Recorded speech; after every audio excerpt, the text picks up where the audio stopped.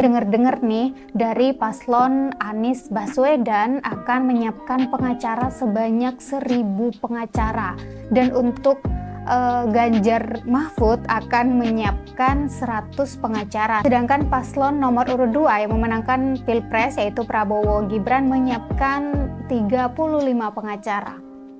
Untuk berperang di MK terkait kecurangan, paslon 01 dan 03 menyediakan ratusan hingga ribuan pengacara. Anies menyediakan 1.000 pengacara, Ganjar menyediakan 100 pengacara, Prabowo menyediakan 35 pengacara. Bisa dilihat siapa yang ngebet pengen berkuasa katanya.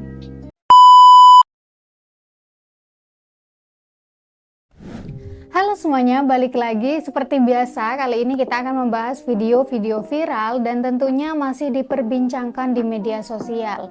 Nah, video kali ini datang dari kemenangan paslon 02, yaitu Prabowo Subianto dan Gibran Rakabuming Raka. Dan juga ada beberapa TPN yang sudah menyiapkan pengacara untuk menggugat hasil pemilu dan video-video menarik lainnya. Buat kalian, gimana pendapat kalian? Silahkan tulis di kolom komentar, dan yang belum subscribe silahkan di subscribe biar kalian gak ketinggalan informasi-informasi selanjutnya. Selamat, Prabowo Gibran dinyatakan sah sebagai pemenang Pilpres 2024. Hal ini disahkan langsung oleh KPU tanggal 20 Maret ini, teman-teman. Di mana Prabowo Gibran ini menang cukup telak di 36 provinsi. Buat datanya, Anies Caimin peroleh 40.900.000 lebih suara. Paslon 01 ini menang di 2 provinsi, yaitu Aceh dan Sumbar. Kemudian Prabowo Gibran unggul 96.303.000 lebih suara dan menang telak, yaitu sebanyak 36 provinsi. Dan paslon 03, mohon maaf Pak Ganjar, Pak Mahfud, belum waktunya Anda menang sepertinya. Ganjar Mahfud ini peroleh 27.041.000 lebih suara dan sangat-sangat kalah telak, nggak ada satupun menang di provinsi. Maka dari itu Prabowo Subianto dan Gibran Rakabuming Raka dinyatakan menang, teman-teman, sebagai pemenang Pilpres 2024 kali ini. Info tambahan nih buat. Nah, seperti yang kita tahu bahwa hasil pemilu kemarin sudah diumumkan oleh KPU RI, yaitu pada tanggal 20 Maret 2024. Nah, hasil dari pemilu tersebut dinyatakan bahwa Prabowo Subianto dan Gibran Rakabuming Raka memenangkan Pilpres 2024 dengan jumlah yang sangat-sangat tinggi, yaitu 96 juta suara. Di situ bisa kita lihat bahwa Prabowo Subianto dan Gibran Rakabuming Raka ini menangnya telak banget ya kan. Jadi Pak Prabowo dengan Gibran Rakabuming Raka ini unggul di 36 provinsi, sedangkan Anies Baswedan unggul di 2 provinsi. Dan untuk paslon 03 yaitu Ganjar Pranowo dan Mahfud MD tidak sama sekali unggul di provinsi. Maka dari itu KPU menyatakan pemenang Pilpres 2024 itu adalah Prabowo Subianto dan Gibran Rakabuming Raka. 1. Jumlah suara sah. Nah, ini merupakan pengumuman pada saat tanggal 20 Maret 2024. Baswedan PhD dan Dr. Haji Abdul Muhaimin Iskandar sebanyak 40.971.906 suara. 2. Jumlah suara sah pasangan calon presiden dan wakil presiden nomor urut 2 Haji Prabowo Subianto dan Gibran Rakabuming Raka sebanyak 96.214.691 suara. 3. Jumlah suara sah pasangan calon presiden dan wakil presiden nomor urut 3 Haji Ganjar Pranowo SHMIP dan Profesor Dr. Haji Muhammad Mahfud MD sebanyak 27.040.878 suara. 2. Pemilu anggota DPR. Nah, bisa kita lihat bahwa suara yang dihasilkan 02, 01, dan 03 itu kalah jauh. Jadi Anies Baswedan itu mendapatkan suara sekitar 41 suara, Prabowo Subianto mendapatkan 96 juta suara, dan Ganjar Pranowo mendapatkan suara sekitar 27 juta suara. Seperti yang kita tahu ya, sebenarnya dari kemarin-kemarin sebelum pengumuman pemilu final sudah kita tahu bahwa Prabowo Subianto mendapatkan suara paling banyak memang di antara keduanya. Jadi nggak heran misal saat ini saat diumumkan oleh KPU Prabowo Subianto menjadi pemenangnya.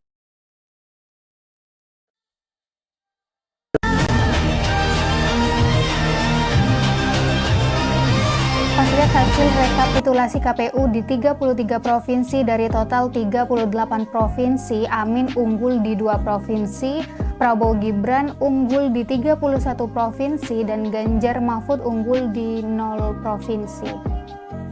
Pertama dalam sejarah di mana hasil perhitungan suara seperti ini, padahal sudah diwanti-wanti dari awal sama Bambang Pancul untuk jangan pernah menyerang King Owi, tapi masih saja diserang hasilnya begini. Ya memang nggak disangka-sangka sih, hasilnya itu jauh banget. Dan katanya hasil suara dari Prabowo Gibran ini merupakan pertama dalam sejarah yang memiliki suara paling tinggi dalam Pilpres.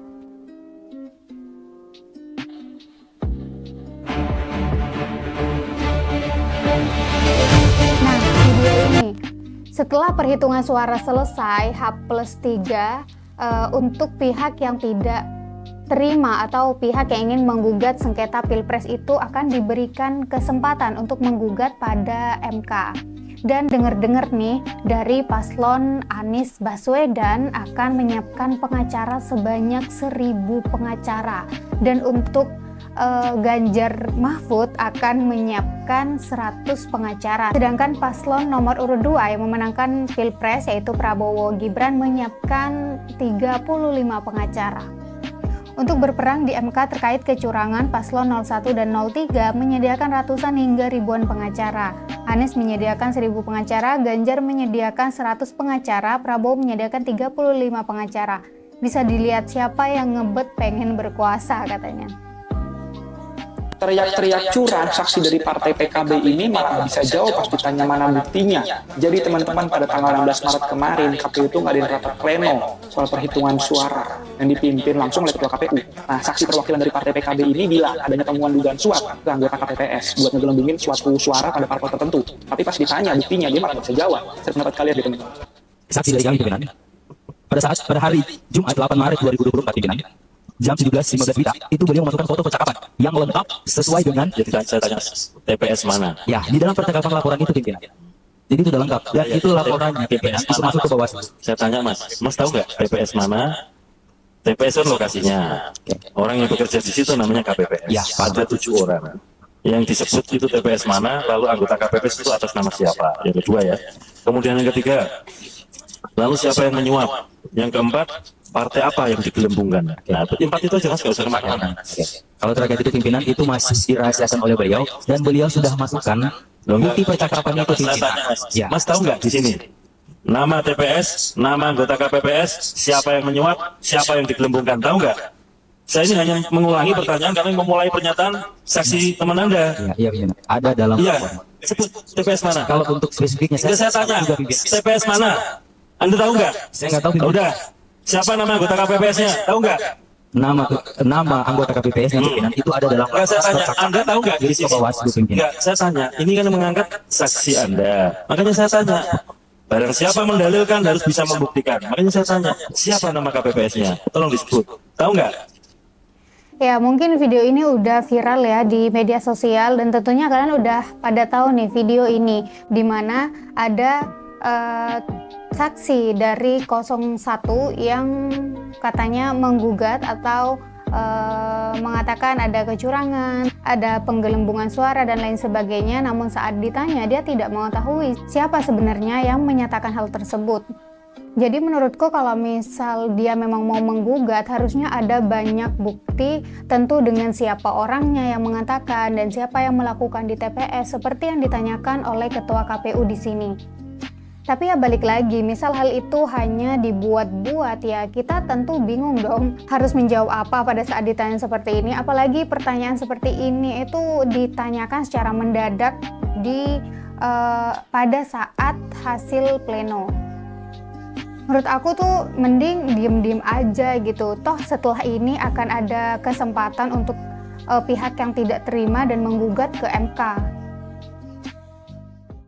Saya tanya sekali lagi ya Mas, kalau nggak saya minta dicabut pernyataan ini. Satu peristiwa di TPS mana? Anda tahu nggak?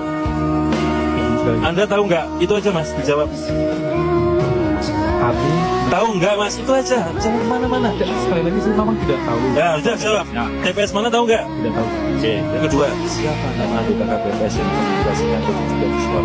Tahu nggak? Ya, ini sama video seperti tadi, cuma orangnya berbeda. Ini sama-sama kayaknya dari paslon 1 deh kalau nggak salah. Jadi yang ditanya apa, jawabannya apa. Setelah pengumuman tadi malam, tim Ganjar Mahfud sudah bersepakat. Kalaulah semuanya ini harus diluruskan agar demokrasi bisa berjalan dengan baik, maka benteng terakhirnya adalah Mahkamah Konstitusi. Dan kami sudah menyiapkan tim dari tim hukum untuk kita segera mendaftarkan apakah besok atau Sabtu untuk segera kita menyampaikan seluruh yang ada yang kami persiapkan untuk menjadi pertimbangan hakim konstitusi nantinya.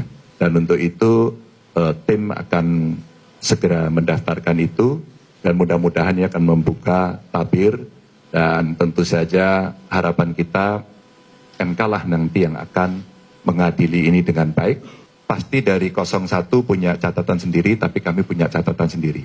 Apakah nanti dalam persidangan ada kesamaan dan sebagainya? Mari kita lihat di persidangan saja. Sehingga ini menjadi fair dan tidak ada agenda-agenda lain, kolaborasi-kolaborasi yang terkait dengan agenda tertentu tidak. Kami hanya ingin mendudukkan saja proses ini dengan baik. Apapun keputusannya, kita akan legowo. Nah, gini nih, mending siapkan bukti-bukti, catatan-catatan, dan pernyataan-pernyataan yang memang itu membuktikan bahwa ada kecurangan pada pemilu, lalu gugat ke MK. Jadi di sini ini pendapat Ganjar setelah Ganjar mendengar hasil Pilpres 2024 yang diumumkan oleh KPU, dan beliau mengatakan bahwa akan ada catatan dari tim Ganjar, dan beliau berharap semoga hal ini bisa diadili jika memang benar-benar ada kecurangan dalam pemilu, dan jika memang itu tidak terbukti dia akan menerima secara legowo katanya. Kata Jokowi usai KPU tetapkan Prabowo Gibran sebagai pemenang Pilpres. Rekapitulasi suara KPU, Pak, tanggapannya, Pak? Ya, kita patut bersyukur proses penghitungan, proses rekapitulasi dan penghitungan suara tadi malam sudah selesai dilakukan oleh KPU. Saya sangat menghargai, mengapresiasi proses yang ada dan kerja keras KPU, Bawaslu saya kira patut kita apresiasi sehingga semuanya berjalan dengan baik dan tepat waktu. Kata Jokowi usai. Respon Jokowi nggak banyak ya, cuma beliau mengatakan apresiasinya terhadap kinerja KPU dan kinerja Bawaslu selama Pilpres 2024 ini. Komentar dari Presiden Joko Widodo sebenarnya tidak banyak ya, namun Presiden Jokowi mengapresiasi atas kinerja dari KPU dan Bawaslu pada Pilpres 2024 ini, karena memang sepertinya Pilpres 2024 ini banyak memakan tenaga. Nggak cuma karena adanya kecurangan katanya, terus dituduh sana-sini, dan lain sebagainya, tapi menurut aku KPU dan Bawaslu sudah bekerja dengan baik sih, seperti apa yang dikatakan oleh Pak Presiden.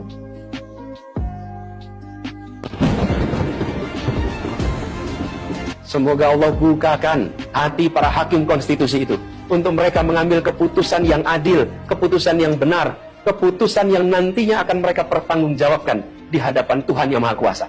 Saudara sekalian, hari ini KPU telah mengeluarkan pengumuman resmi yang hasilnya dalam versi KPU telah kita dengar bersama. Tapi dalam sebuah pemilihan, proses itu tidak kalah penting daripada hasilnya. Ketika melihat ketidaknormalan, ketika melihat penyimpangan demokrasi, maka langkah yang dilakukan bukanlah marah-marah lalu melakukan agitasi kepada publik, tapi langkah yang dilakukan adalah mengumpulkan semua sinyalemen, semua bukti-bukti untuk kemudian nanti dibawa ke depan hakim, ke depan Mahkamah Konstitusi. Walaupun itu semua kita lakukan, akan ada saja yang berusaha merendahkan usaha konstitusional ini, seakan ini adalah sikap penyangkalan dan tidak menerima kekalahan. Izinkan kami tegaskan di sini, kami tidak ingin membiarkan penyimpangan atas demokrasi itu berlalu tapi pantang. Kami tidak ingin penyimpangan itu berlalu tanpa catatan. Kami tidak ingin ini menjadi presiden yang buruk bagi generasi-generasi yang akan datang. Biarlah cukup berhenti sampai di sini. Jangan ada pembiaran, Kita tidak ingin budaya demokrasi kita penuh dengan ketidaknormalan. Bahkan ada yang ketuanya sudah melanggar kode etik berkali-kali, sudah diberikan sanksi berkali-kali, tapi tetap saja dibiarkan menjalankan perannya. Padahal perannya memiliki dampak pada kehidupan seluruh bangsa Indonesia dan perjalanan ke depan negara kita. Meskipun kita dengar itu semua, meskipun kita saksikan ketidaknormalan itu, tapi kami tetap memilih berada pada jalan dan jalur konstitusi. Kami berharap pertolongan Allah Subhanahu wa taala, pertolongan Tuhan yang Maha Kuasa. Semoga Allah bukakan, Allah teguhkan hati para hakim konstitusi itu untuk mereka bisa imparsial, untuk mereka memiliki keberanian, untuk mereka mengambil keputusan yang adil, keputusan yang benar, keputusan yang nantinya akan mereka pertanggungjawabkan di hadapan Tuhan yang Maha Kuasa. Keputusan yang akan mereka pertanggungjawabkan di hadapan sejarah perjalanan bangsa Indonesia, yang akan dipertanggungjawabkan di depan anak cucu mereka di kemudian hari. Ini adalah harapan kita, dan kami yakin insya Allah mereka akan bisa menjalankan apa yang menjadi harapan dari kita semua. Nah, kita aminin dulu ya apa yang menjadi harapan dari Pak Anies Baswedan pada saat beliau sudah mendengarkan hasil pemilu 2024. Nah, kalau Pak Anies sudah memberikan majas-majas yang seperti ini, itu udah mulai baper nih. Karena kata-katanya memang tinggi banget ya.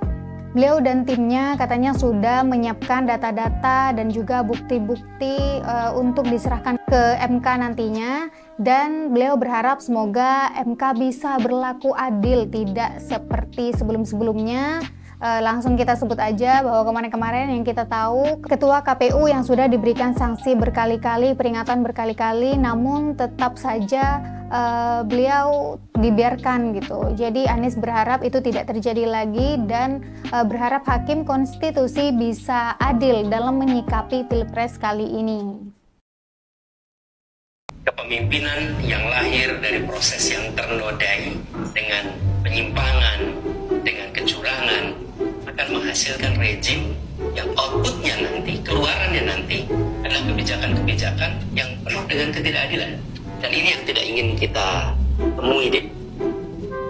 Pak, udah Pak, udah Pak, legowo Pak, udah. Minimal ucapin terima kasih dulu Pak. Nih lihat Pak Hasyim Asy'ari Pak. Demikian yang dapat kami sampaikan pada malam yang barokah di bulan Ramadan ini. Mari kita bersama-sama berdoa sesuai dengan agama dan keyakinan kita masing-masing sebagai bentuk syukur kita kepada Allah SWT. Pak, suaranya bergetar Pak, suaranya Pak, matanya berkaca-kaca Pak Hasyim Pak. Dia apa capek Pak itu Pak? Capek dituduh sana sini segala macem. Kata saya mah udah Pak, legowo Pak, mohon maaf lahir batin Pak sebelumnya Pak.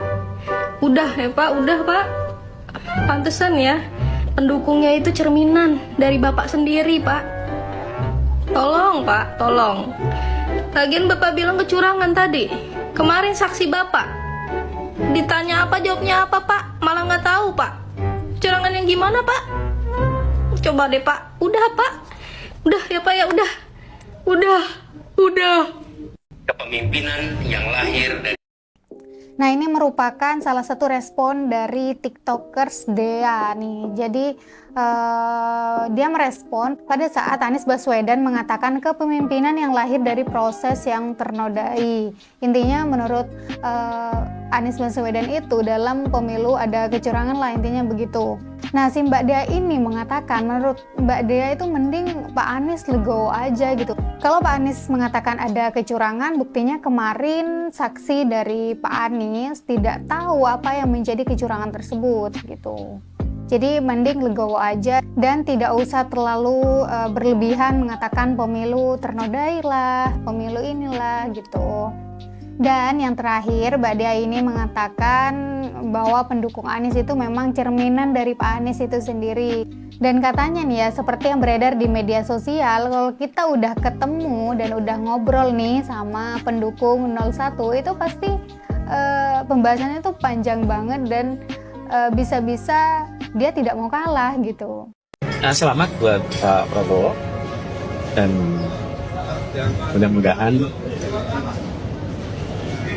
akan bisa menjaga kehormatan dan Nah, ini adalah kehormatan dari Badan Presiden.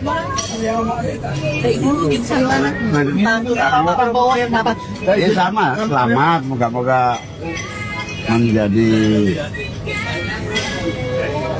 pengabdian.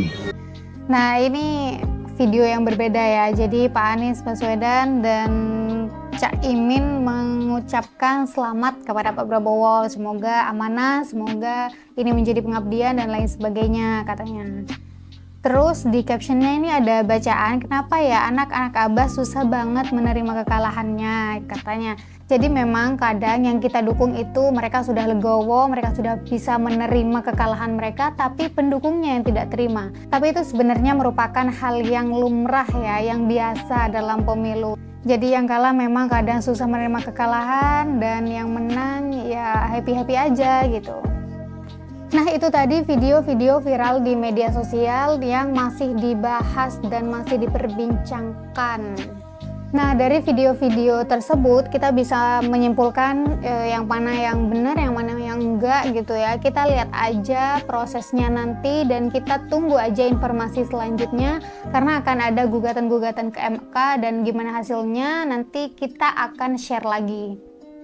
Untuk saat ini kita ucapkan selamat aja ya kepada pemenang Pilpres yaitu Prabowo Subianto dan Gibran Rakabuming Raka, dan semoga beliau amanah dan bisa memajukan Indonesia lebih baik lagi. Dan untuk para pendukung yang mungkin kecewa dengan hasil pemilu kali ini karena paslonnya tidak menang atau lain sebagainya, ini cukup menjadi pelajaran ya, karena memang usaha tidak akan mengecewakan hasil. Jika memang ada kecurangan pemilu, semoga segera terungkap, dan jika tidak, semoga presiden yang terpilih bisa menjadi yang terbaik. Nah, itu aja video-video dari aku. Stay tune untuk informasi selanjutnya. Thank you for watching. See you. Bye-bye.